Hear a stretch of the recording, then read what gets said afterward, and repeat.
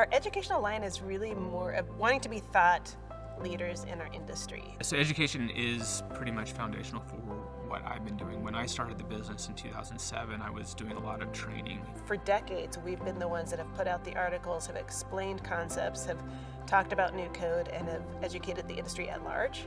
Being able to understand how to apply, quite honestly, some of these brand new code sections on energy storage systems and how they would apply it to their installations or to their designs is really helpful. Sometimes having that knowledge of why the code was written or what the purpose of that code section was, it can be a big aha moment for people. I'm like, oh, that makes a lot of sense. I get it. If we can get the education out, our industry will prosper from that. We just want to share the knowledge.